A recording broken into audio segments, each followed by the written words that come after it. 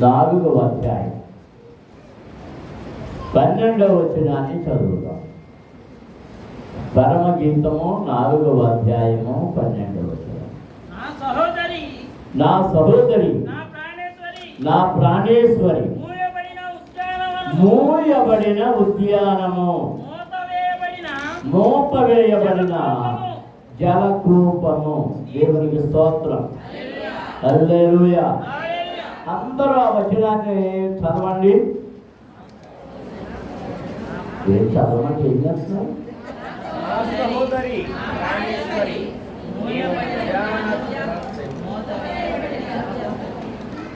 మళ్ళీ చదవండి.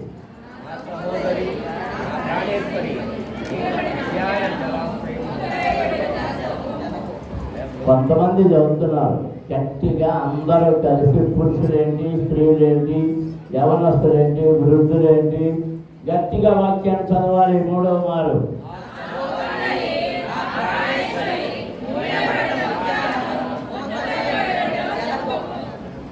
దేవునికి స్తోత్రం.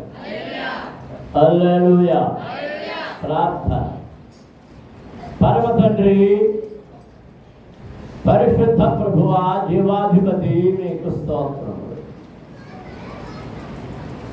నీ నామమును స్తుతించుటకును ఆరాధించుటకును ఈ స్థలానికి వచ్చి పాడి సాక్ష్యములిచ్చి ఘనపరిచి మహిమపరిచాం. నీ వాక్యమును చదివి దానిని ధ్యానం చేయాలని మీ ముందు నిలిచి ఉన్నాము నాయన. నీ సంఘమైన మేము, నీ రక్తమిచ్చి మీరు సంపాదించుకున్న సంఘమైన ఈ సంఘం నీ మాట వినుటకు సిద్ధముగా ఉన్నది. నీవు ఏమి మాట్లాడాలనుకుంటున్నావు దానిని మాతో మాట్లాడమని వేడుకొంటున్నాము. నా ద్వారా నీ సంఘానికి మీరు వర్తమానం అందించాలని మీరు తలంచుతుండగా నన్ను స్వాధీనపరచుకోనండి. మీ శిలువ చాటున దాయండి, మీ ఆత్మచేత అభిషేకించండి. నా నాలుకను ముట్టండి, నా గొంతును ముట్టండి, నా భాషను సరళము చేయండి. మందమైన నా నాలుకను సరిచేసి నీ బిడ్డలకు మాటలు అర్థమయ్యేటట్లుగా ఆ నాలుకను సరిచేయమని వేడుకుంటున్నాం.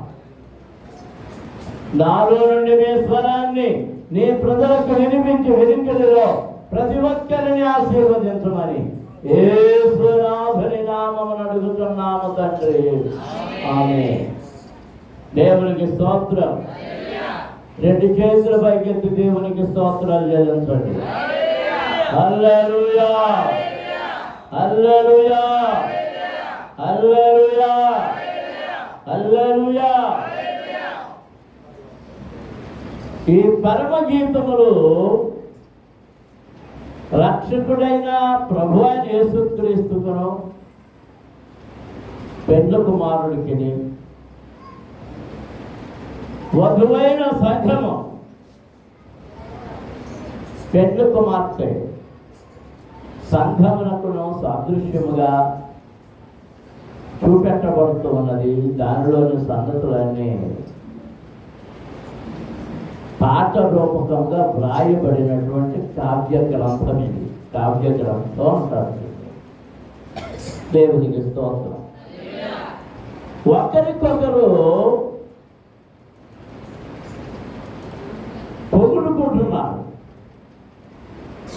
ఒకరి లక్షణాలు ఒకరు చెప్పుకుంటున్నారు.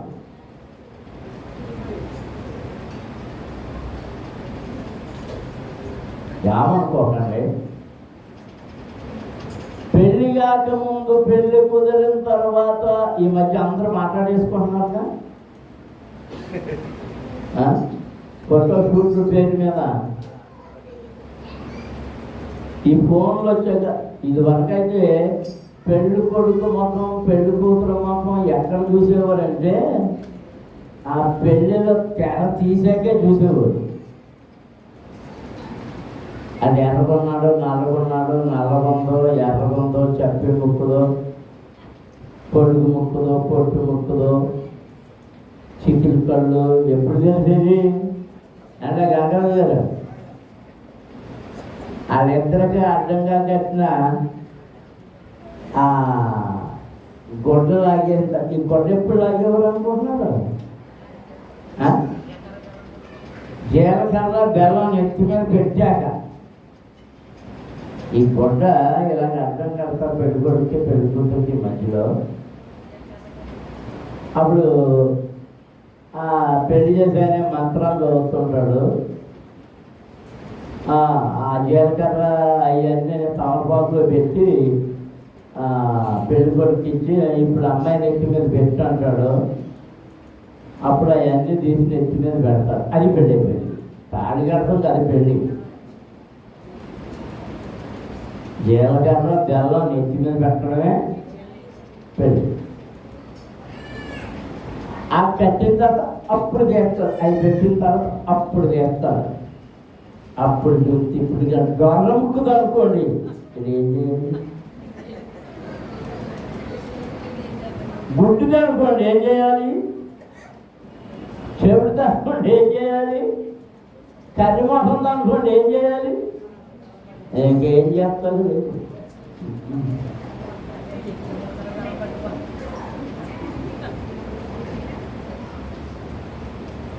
ఇప్పుడు అయ్యామన్నాయా? ఆ పెళ్ళి కుదరదు ముందే బక్కీ బక్కీయానా? నేను బక్కీ అని పిలుస్తాను.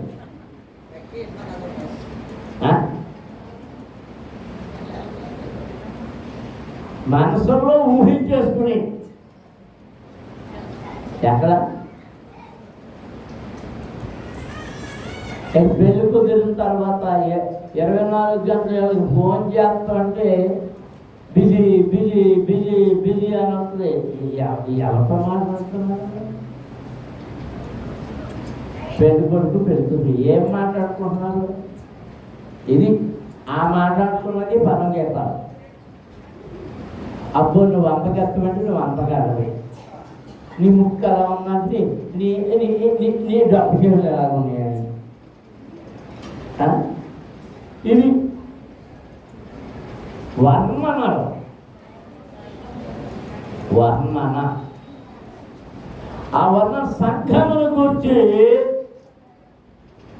తన స్వరక్తమిచ్చి సంపాదించుకున్న సంఘము యొక్క సౌందర్యమును చూస్తున్నాడు వరుడైన యేసు.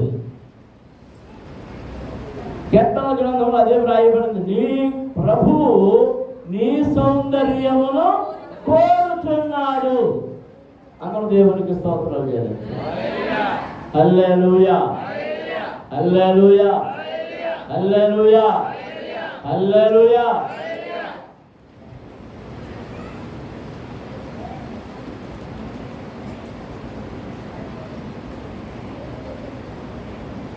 అలాగే పెళ్లి కుమార్తె కూడా ఆయనను పొగుడుతుంది.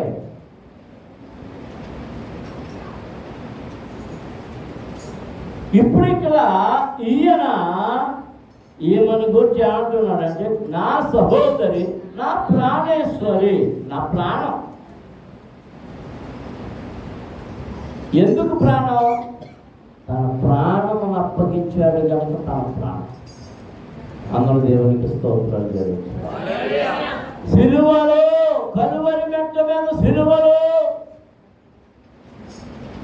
ఈమె కొరకు తన ప్రాణమును అప్పగించాడు. ఆయన డొక్కలో పొడిచినప్పుడు ఆ డొక్కలో నుండి ఏమొచ్చిందట? రక్తమును నీళ్లను. రక్తమును నీళ్లను. ఆ రక్తము చేత విమోచించాడు, ఆ నీళ్ల చేత చదివాడు. దేవునికి స్తోత్రం. హల్లెలూయా. ఆదాము నుండి అవ్వ ఎలాగొచ్చింది? డొక్కలో నుండే జ్ఞానించారు. ఎవరో జ్ఞానించారు. ఆదాము డొక్కలో నుంచి, ఆదాము ప్రక్క నుండి, ప్రక్కటి ముక్క నుండి. ఆదాము కవ్వ దారిగా ఇవ్వబడినట్లుగా యేసు క్రీస్తు శిలువ మీద ఆ డక్కలో పడవడం ద్వారా ఏర్పడిన ఆ గాయముల నుండి సంఘము అనే వధువు పుట్టుకొచ్చింది. దేవునికి స్తోత్రం. హల్లెలూయా, హల్లెలూయా. అందుచేత అన్నాడు, నా సహోదరి ఇద్దరు రక్తం ఉంటే నా ప్రాణేశ్వరి, నా ప్రాణం, నేను ప్రాణం పెట్టి సంపాదించుకున్నాను కనుక నా ప్రాణం. అందరం చేతులైతే దేవునికి స్తోత్రాలు జరుగుతుంది. హల్లెలూయా, హల్లెలూయా. ఈ వచనంలో రెండు మాటలు చెప్పబడ్డాయి. ఒకటి మూయబడిన ఉద్యానము, రెండోది మూత వేయబడిన జలకూపము. ఏం చేయబడింది కదా? ఉద్యానం, కానీ మూయబడింది. జలకూపం, కానీ మూత వేయబడింది.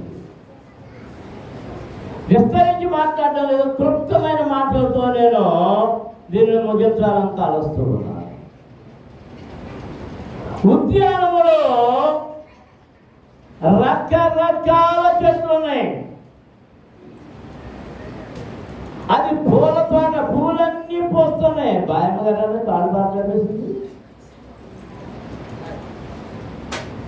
కాదా? కాదు, ఎత్తడం అత్తపాటు ఎత్తడం.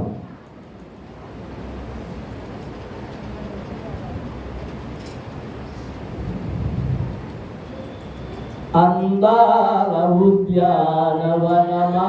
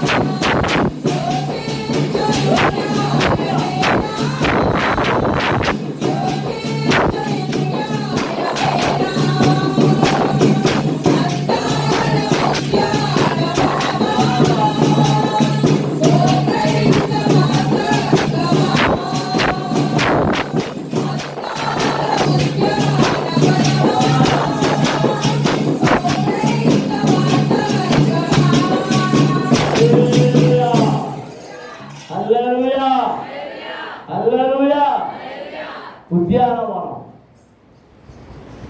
రకరకాల పూలు ఉన్నాయి, రకరకాల పండ్లు ఉన్నాయి,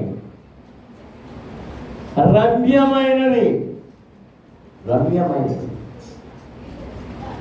ఎందుకు భయపడింది చెప్పండి సార్? మొయ్యబడిన సంగతి మీరు తెలుసు. ఏదైనా తోట మొయ్యబడిందా లేదా? ముయ్యబడింది. ఎందుకు?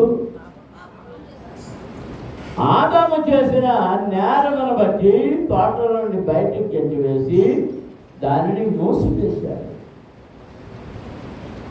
అందులో ఏముందంటే జీవవృక్షము. ఏ వృక్షం ఉంది? జీవవృక్షం. పాపి అయిన వాడు దానిలో ప్రవేశించి మళ్ళీ ఆ జీవవృక్షము యొక్క పండు తిని నిత్య పాపిగా ఉండకుండా ఉండే నిమిత్తము బయటకు పండు వేసి దాని చుట్టూ కంచె వేసేసాడు. కరువులను, శరాపులను, అగ్ని జ్వాలలను, ఖడ్గ జ్వాలలను కావలిగా ఉంచేశాడు. దేవునికి స్తోత్రం. హల్లెలూయా. ఏ ఉద్యానము? ఏమైంది? అందాల ఉద్యానం అని ఏమైంది? మూయబడింది. ఎందుకు మూసాడు? పాపి మళ్ళీ ప్రవేశించకుండా. మనము ఎందుకు మూయాలి? పాపి చేయువారు సంఘములో ప్రవేశించకుండా మేకలొచ్చి మొక్కలు కొరికి పాడు చేయొచ్చు, రకరకాల క్రూరములుగా వచ్చి పాడు చేయొచ్చు. మనం కీర్తనలో చదువుతున్న 80వ కీర్తనలో ఇది విస్తారంగా విస్తరించిపోయింది. ఐగుప్తు వరకు ప్రాకిపోయింది. కానీ అడవి పందులు దానిని పెక్కలించుచున్నది. ఎవరు పెక్కలిస్తున్నారు? దాని చుట్టూ ఉన్న కంచెను నీవు పాడు చేస్తావు. ఏం చేస్తావు? ఎప్పుడైతే పాడు చేశాడో నక్కలు వస్తాయి, అడవి పందులు వస్తాయి.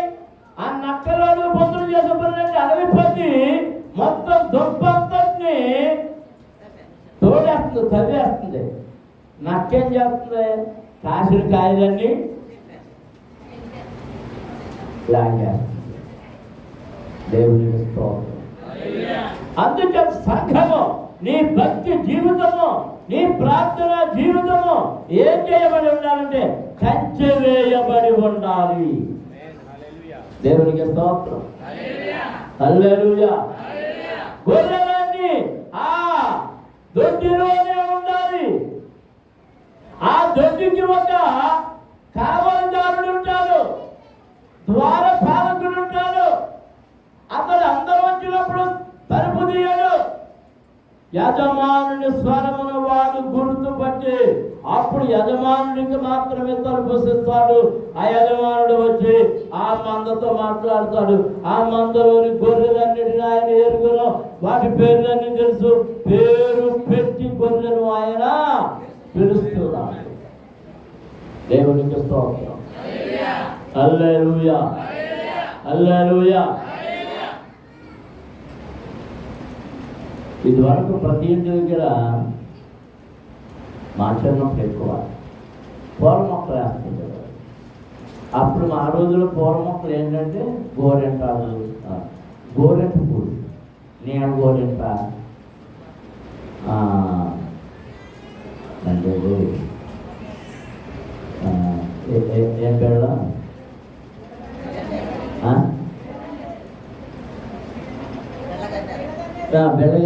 బెల్లగన్నేరు, ఎలాంటి పూలు, చామంతులు, ఇంకా మల్లెలు, నంది వర్తనాలు, ఇవే. ఇప్పుడు అంటే రకరకాల పూలు, గులాబీలు. బొర్రంపల్లిలో చాలా గులాబీ మొక్కలు వేసాం, మందారాలు వేసాం, నందివర్తనాలు వేసాం. అవన్నీ చాలా పోస్తూ ఉండేవి. రోజు నాకు ఫోన్ తగులు ఆడుకుంటున్నారండి. ఎవరో టీచరు ఆంటీ గారు దెబ్బలాడుకుంటున్నారు. టీచర్స్ ఆంటీ గులాబీలు కోసుకొని ఇస్తారు. ఆవిడ కూర్చోడు. వీళ్ళేమో ఆవిడ చూడకుండా గులాబీలు కోసేసుకుని జల్ల పెట్టేసుకుంటున్నారు. ఈవిడేమో మీరెందుకు కోరుతున్నారు, నా కూతురే కోసుకోవాలి కానీ మీరు కోసుకుంటాకే ఎటు చూసినా ఆడో కోసేవాళ్ళే ఏడో కోసేవాళ్ళే. చివరికి వాళ్ళు ఏం చేశారంటే ఆ ఇద్దరు కలిసి కోసుకొని ఎత్తలేదని నీళ్ళు ఒక్కరు మానేశారు, ఎండబెట్టేసి మొత్తం పూల తోట లేకుండా చేశారు. పూర్వం వనం లేకుండా పోయింది. నువ్వు పెట్టుకున్నావా గొల్లది ఈవిడేం చేసింది కదా ఇట్లమ్మా.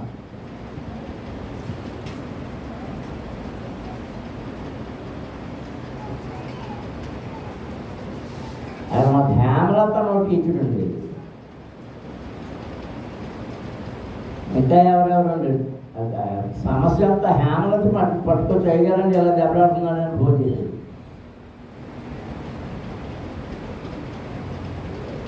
అంటే ఆకర్షణీయమైన వాటి కొరకు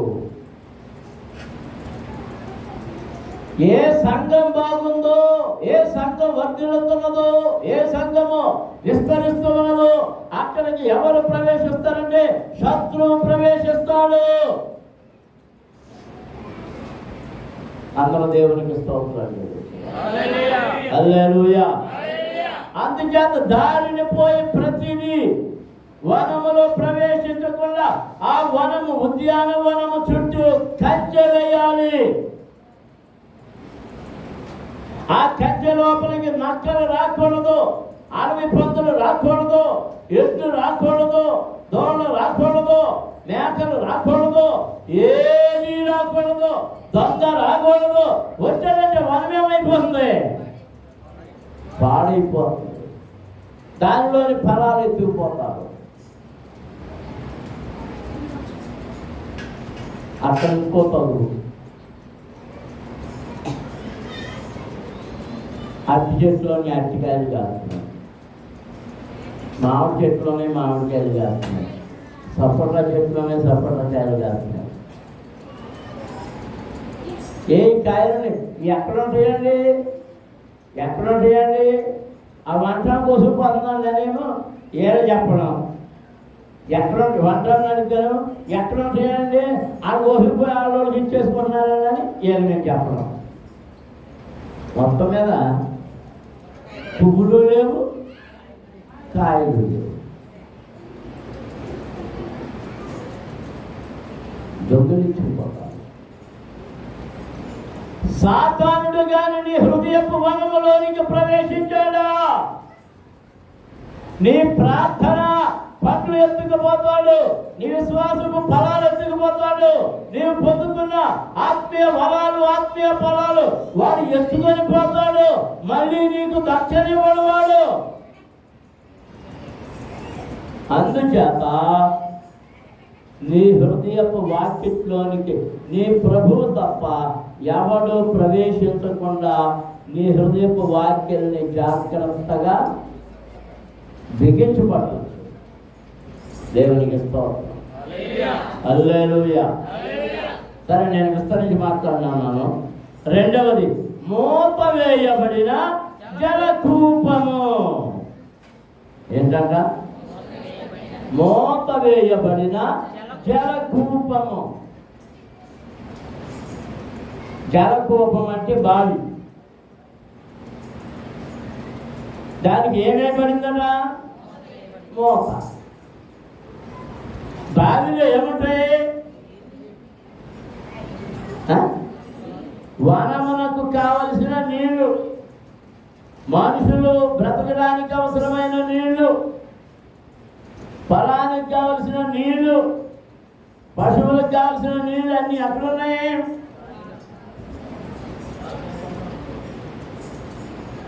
సమరయ స్త్రీ ఎక్కడ పట్టబడింది? ఎందుకోసం వచ్చింది? అన్నప్పుడు ఎవరు కూర్చుని ఉన్నారు?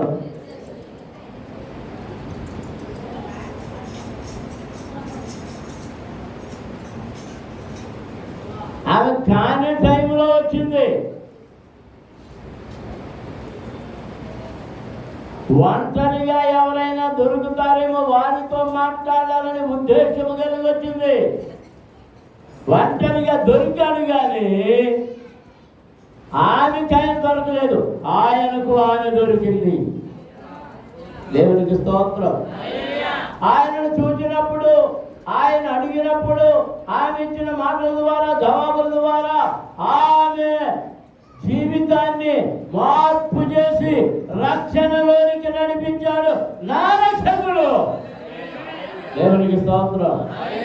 హల్లెలూయా, హల్లెలూయా, హల్లెలూయా. ఈ బావి నీళ్లు త్రాగు ప్రతివాడు మరలా తప్పికొంటాడు కానీ నేనిచ్చు నీళ్లు త్రాగువాడు అన్నాడు తప్పికొన్నాడు.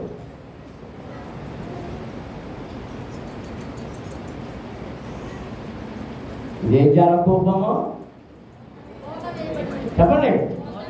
మోత వేయబడిన జలకూపము. దేవునికి స్తోత్రం. ఆ మోత వేయబడిన జలకూపం ఒకటి మనకి ఆది కాండంలో కనపడుతుంది. చూడండి, ఆది కాండం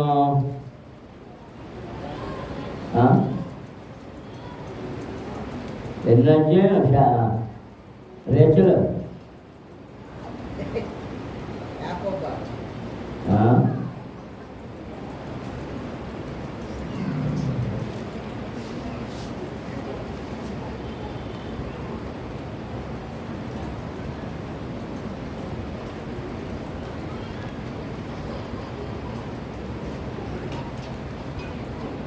29వ అధ్యాయం. ఆది కాండం 29వ అధ్యాయం.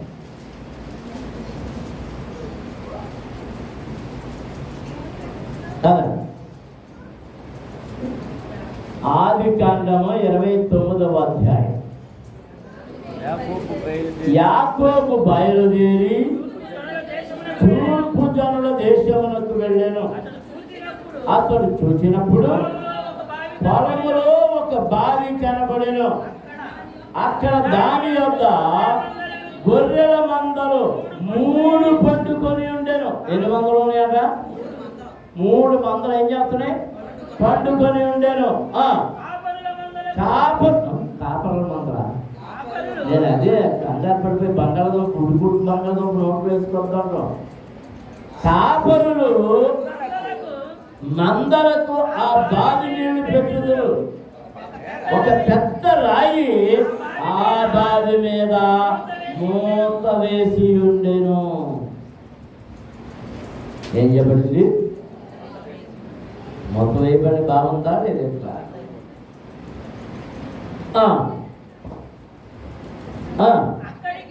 అక్కడికి మందలన్నీ కూడి వచ్చినప్పుడు బావి మీద నుండి ఆ రాతిని పొరలించి ఆ గొర్రెలకు నీళ్లు పెట్టి తిరిగి బావి మీద రాతిని దాని చోటున ఉంచుదురు. దేవునికి స్తోత్రం. అదంతా చదివితే చాలా పెద్ద స్టోరీ ఉంది. అక్కడికి వచ్చాడు యాకోబు గారు.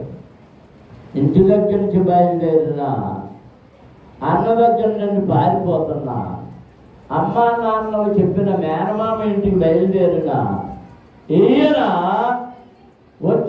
వచ్చి ఎక్కడాగాడంట? బావి దగ్గర. ఎందుకంటే దాహముగా ఉన్నాడు. బావి కనబడింది, దాహం దప్పిక తీర్చుకోవాలి. అక్కడ ఆగాడు. దేవునికి స్తోత్రం. అప్పటికి అక్కడ ఎన్ని మందలు ఉన్నాయట? 3 మందలు ఉన్నాయి. అడుగుతున్నాడు, మరి మందలకు నీళ్లు పెట్టలే, నేను నీళ్లు తాగాలంటే అప్పుడు వారు చెప్పిన సమాధానం ఏంటంటే మందలన్నీ రావాలి, మందలన్నీ అడుగుకు రావాలి. కాపరులందరూ కలిసి అడ్డుగా ఉన్న రాయను సహాయపడి తొలగిస్తారు. అప్పుడు ఆ మందలన్నీ నీళ్లు తోలుతాయి. అలాగే ఊరిలోని గ్రామంలోని ప్రజలందరూ ఆ సమయంలోనే ఈ నీళ్లు చేరుకొని వెళ్తారు. దేవునికి స్తోత్రం.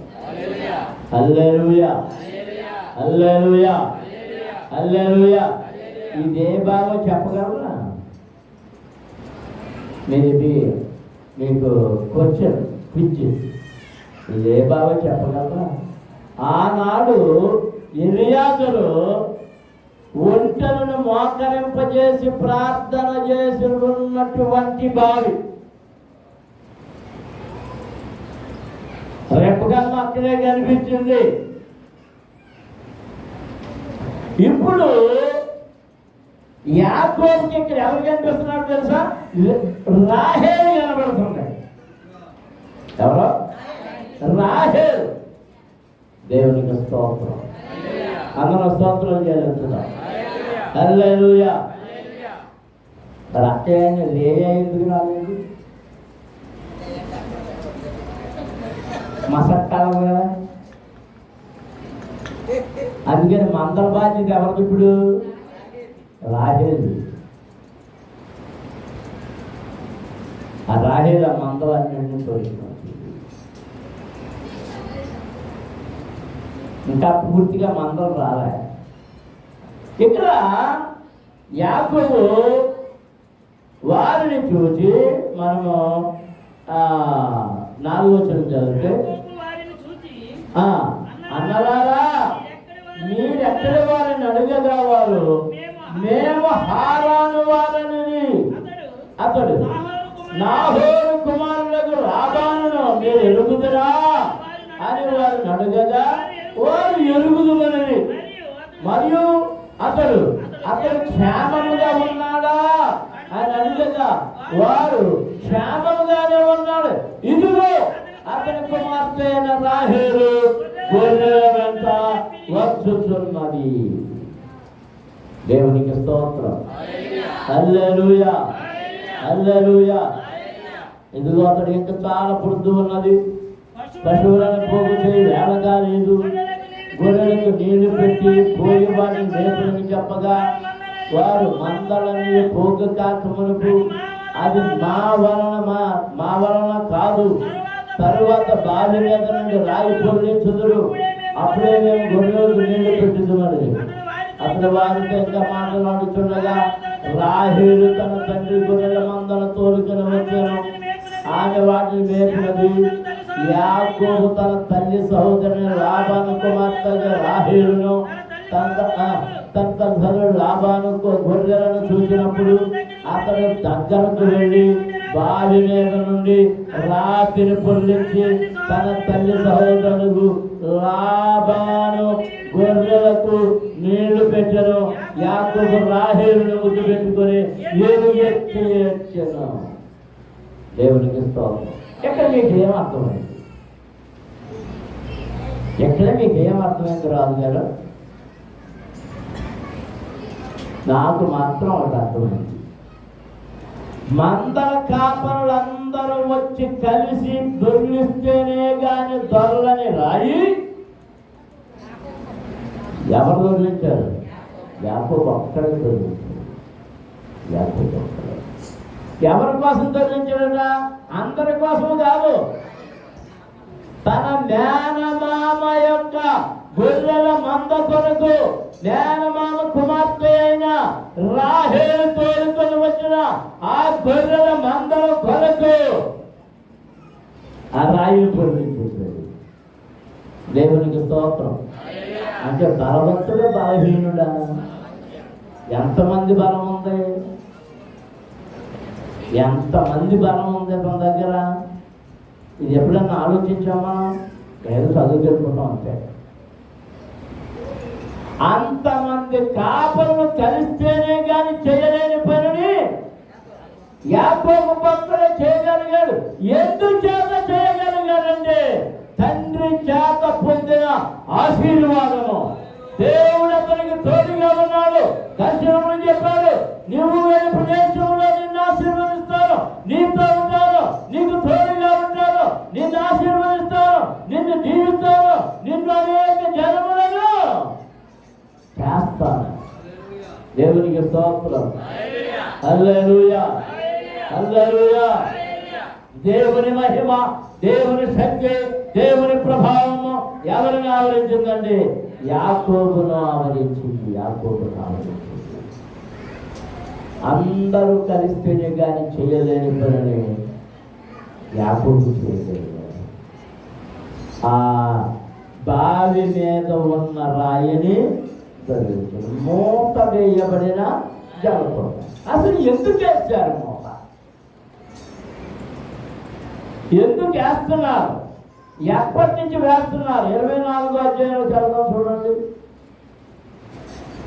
ఈ ఆదికాండం 24వ అధ్యాయంలో ప్రభుడు అసలు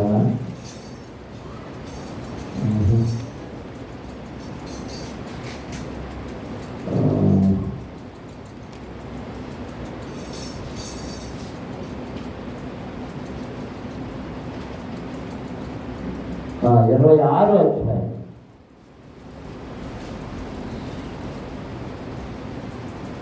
26వ అధ్యాయంలో 13వ వచనం చదువుతాం. 12వ వచనం చదువుతాం. ఇస్సాకు ఆ దేశమందున్న వాడై విత్తనం వేసి ఆ సంవత్సరం నూరంతా ఫలము పొందాను. యెహోవా అతనిని ఆశీర్వదించను గనుక ఆ మనుషుడు గొప్పవాడాయను.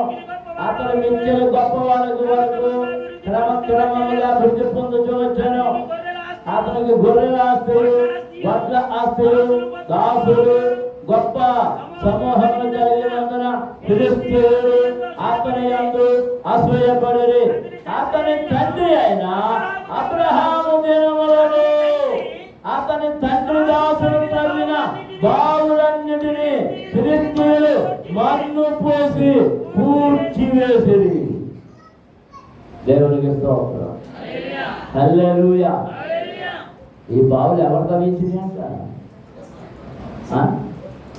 అబ్రహాము తవ్వించింది. నీళ్లు లేని ప్రదేశాల్లో బ్రతకడానికి నీళ్లు కావలసినప్పుడు మిగిలిన రాజులు వాళ్ళు తవ్వించారో లేదో, వాళ్ళకి నీళ్లు దొరికినాయో లేదో, కానీ అబ్రహాము తవ్విన చోటల్లా బావులన్నీ నీళ్ళే నీళ్ళే నీళ్ళే. దేవునికి స్తోత్రం. అతని బావులు తవ్వించిన చోట్ల అతను నివాసం ఉంటున్నప్పుడు ఆ బావిలో నుండి వచ్చిన నీటి ద్వారా పంటలు పండుతూ విస్తారమైనటువంటి ఆశీర్వాదములతో నింపబడ్డాడు అబ్రహాము. ఆ తరువాత అదే స్థలములలో తండ్రి అయిన అబ్రహాము తవ్వించిన ఆ బావుల స్థలములలోనే ఇస్సాకు కూడా ఆ బావుల పూడికలను తీసి వాటిలో నుండి వచ్చిన నీటితో పంటలు పండించుకుంటూ నూరంతల ఆశీర్వాదం పొందుతున్నాడు. దేవునికి స్తోత్రం. అబ్రహాము తవ్విన బావుల్ని ఫిలిష్తీయులు ఏం చేశారంట? ఎందుకు పుట్టారు? ఎందుకు పుట్టేశారు? అసూయ. అసూయ అసూయ. నీ జీవజలపు ఊటలు కలిగిన బావిని అసూయతో పూడ్చి వేస్తాడు సాతానుడు. నువ్వు భరించకుండా ఉండడం కొరకు, జీవజలపు ఊట రాకుండా ఉండడం కొరకు రాళ్ళేస్తాడు, మన్నేస్తాడు. వాడు దేంతో పుట్టేశాడు? ఆయన రాసుంటాడు. మన్ను రాళ్ళు వేసి పూడ్చి వేశాడు. నేను ముగించేస్తాను. నిన్న శరీర కార్యాలయానికి నడిపిస్తాడు సాతానుడు. మన్ను అనే శరీర కార్యాలు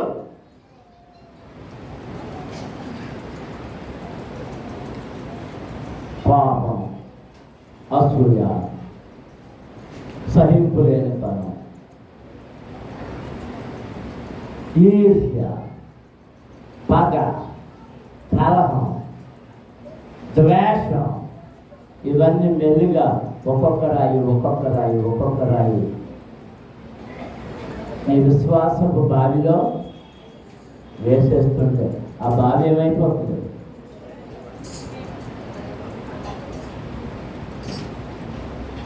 నేను బాగుంటుండేది ఏం తెలుసా? ఎంతమంది తెలుసు?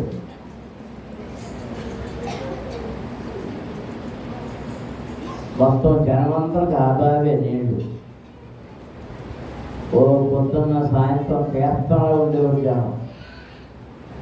ఒకేసారి బావిలోకి 7-8 చేపలు వెళ్ళేవి చుట్టూ నిలబడి. బకెట్లు ఉండేవి, బకెట్లు లేని వాళ్ళు చేపలు. చేప అంటే తాటేతో తయారు చేసింది, తాటేక చేపలు. మళ్ళీ ఆ బకెట్లు కానీ తెగిపోతే అటు చేయడానికి పాతాలు కట్టారు, గేలాలు 4-5 ముళ్ళు ఉంటాయి. అట్లకి అటు చేసి దేవుడితే వచ్చి ఎంత దేవునా దొరకకపోతే ఒకళ్ళు ఇద్దరు ఉండేవారు అందులో దూకి తీయడానికి. ఆ నిలుగెంత వచ్చి ఊపిరి పెంపట్టుకున్నాడు.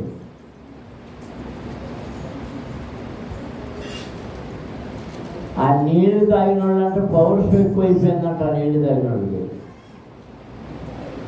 అప్పుడు నా నాటి పెద్దలు ఏమన్నారంటే, ఎవరిలో పెంచేవారు అందులో ఎంట్రీ కలిపేయండి, ఈ నీళ్లు తాగే అందరూ దెబ్బలాటకు వచ్చి అందరిని కొట్టేస్తున్నారు అని ఒక చరిత్ర ఉంది. మొత్తం మీద ఎవరిదయో ఏం పెట్టారంటే అందులోనూ ముందు పుకారం మొదలెట్టారు. మంత్రగాళ్ళు దిష్టి తీసి అందులో వేస్తున్నారు, ఆ నీళ్ళు తాకుతున్నారు.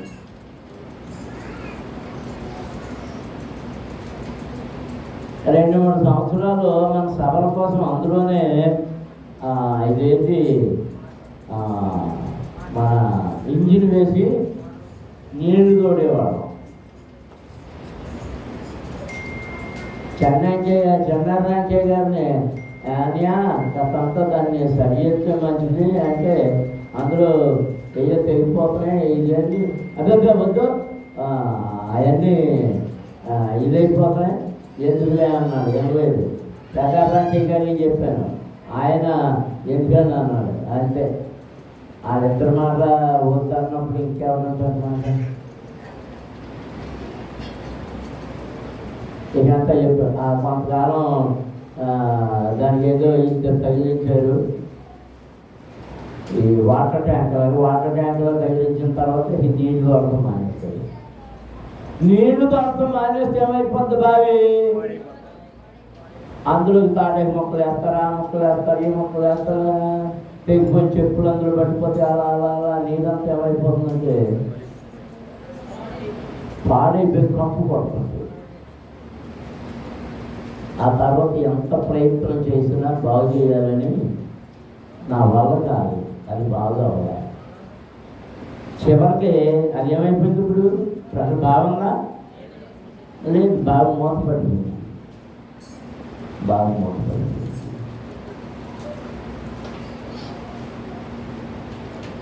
మీ పొలాల్లో బావులుంటే నీ ప్రక్క వాళ్ళకి అసూయ. ఎందుకు తెలుసా? బావిలోని నీటి వల్ల నీ చేను బాగా పండుతుంది. ఇదివరకు కొందరు ఇళ్లలో అక్కడక్కడ నూతులుండేవి, తగ్గించుకోగలిగిన వాళ్ళు తగ్గించుకునేవారు.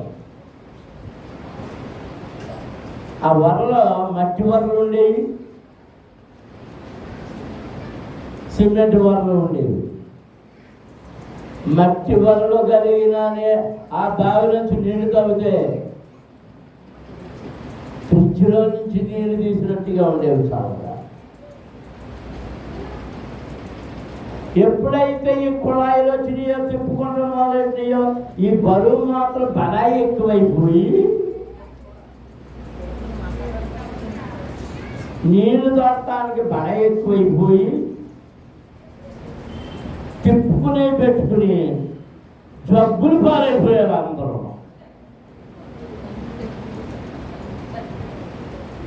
నీళ్లు తాగడం వల్ల శరీరం ఎక్సర్సైజ్ ఉండేది. నీళ్ళ బిందు మొయ్యడం వల్ల ఎక్సర్సైజ్ ఉండేది. ఇప్పుడు ఎక్సర్సైజ్ ఉంది. అందుకే ఒకళ్ళు 200 కేజీలు బస్తాల్లో తయారైపోతున్నారు. పెద్ద పెద్ద పొట్టలు అది నడుపుతాడు. కొండ ఏదో కదిలిస్తున్నాడు.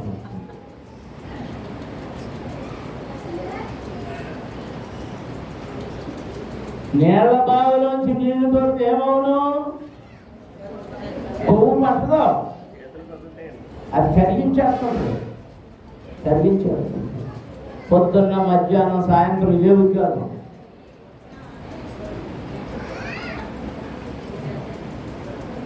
అసూయాపరుడు ఏం చేశాడంటే నీ బావులన్నీ మోయించేశాడు.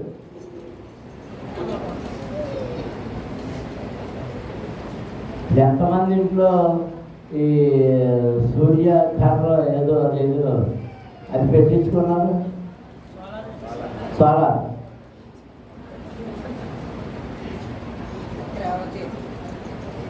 చాలా మంది పెట్టించుకున్నారు. నిన్న మొన్న చూశాను. వీళ్ళు ఈ సోలార్ పేరు మీద పెట్టి మోసం చేస్తున్నారు. ఆ మోసాన్ని అర్థం చేసుకోకుండా పెట్టించేసుకున్నాను. 2 నెలలు 3 నెలలు బిల్లు రాలేదు. కానీ తర్వాత బిల్లు పేరుకుపోతుంది. గిరగిరగిర తిరిగిపోతున్నాయి. మీటర్లో అడిగే రెండు అడిగే. మనకు డబ్బులు ఇస్తాను బదులుగా మన దగ్గర ఏం చేస్తుంది? వేసుకోండి. రేపు పొద్దున నేను కట్టలేనంటే ఇల్లున అదే అంటాడు. ఎవడు వీడు? నువ్వు ఆత్మీయ జీవితంలో ఎదుగుతుంటే వాడు తట్టుకోలేడు సాతానుడు. నీ శత్రువైన సాతానుడు వాడు నిన్ను నాశనము చేయాలని కంకణం కట్టుకున్నాడు. మాటలు